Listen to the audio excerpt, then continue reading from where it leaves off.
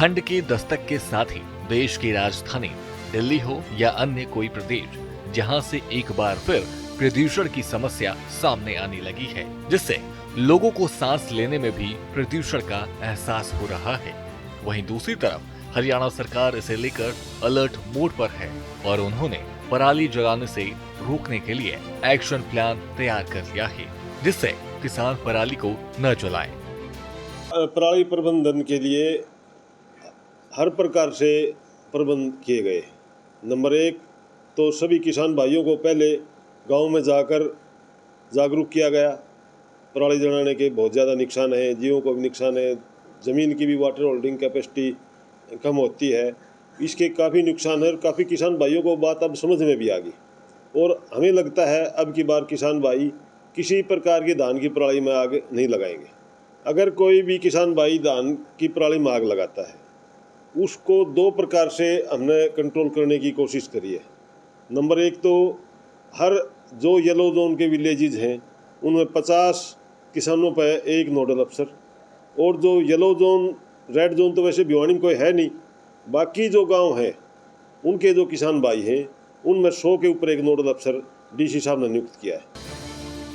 भिवानी कृषि विभाग के उप निदेशक डॉक्टर विनोद फोगाट ने बताया कि अगर इसके बावजूद कोई किसान धान की पराली में आग लगाता है तो उसे 2 प्रकार से कंट्रोल किया जाएगा, जिससे किसान पराली में आग न लगा सके, और अगर कोई पराली में आग लगाता है तो उसके खिलाफ कानूनी कार्रवाई की जाएगी।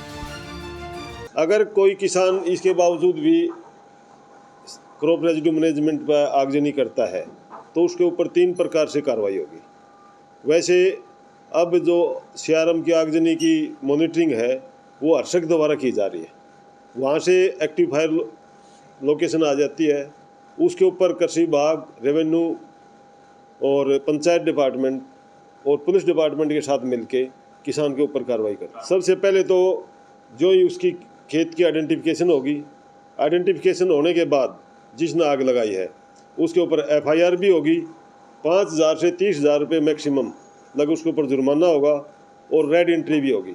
रेड एंट्री का मतलब यह है वो किसान भाई किसी प्रकार की स्कीम का बेनिफिट नहीं उठा पाएगा, न ही अनाज बेच पाएगा, न ही कोई इम्प्लीमेंट पर सब्सिडी ले पाएगा, और न ही किसी अन्य स्कीम का सरकार का बेनिफिट उठा पाएगा। इस दौरान उन्होंने पराली को लेकर सरकार की ओर से उठाए गए कदमों की जानकारी भी दी, जिससे किसानों को प्रोत्साहित किया जा सके और उन्हें योजना का लाभ मिल सके। अगर कोई किसान भाई पराली का प्रबंध करना चाहता है, पराली का प्रबंध 2 प्रकार से होता है, एक तो इन सिटू, एक एक्स सिटू। इन सिटू का मतलब होता है ज़मीन के अंदर जो भी रेजिड्यू उनको मिक्स कर दें, और एक्स सिटू होता है कोई भी अपा पराली को बाहर किसी बेलर मशीन से बनाकर किसी एनर्जी प्लांट में या कहीं अन्य प्रयोग में आपा करें। 2 प्रकार से प्रबंध होता है। जो किसान भाई प्रबंधन करेगा उनको सरकार अब की बार 1,200 रुपये पर एकड़ के हिसाब से देगी, और ये सारी की सारी कार्रवाई मेरी फसल मेरा ब्यौरा पोर्टल के माध्यम से होगी। बिल्कुल कृषि उपकरणों के ऊपर 50%, 40 से 50% लग सब्सिडी है।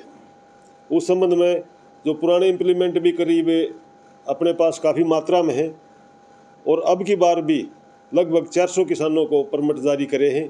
वो किसान भाई भी अभी इम्प्लीमेंट परचेज करने की प्रक्रिया में है।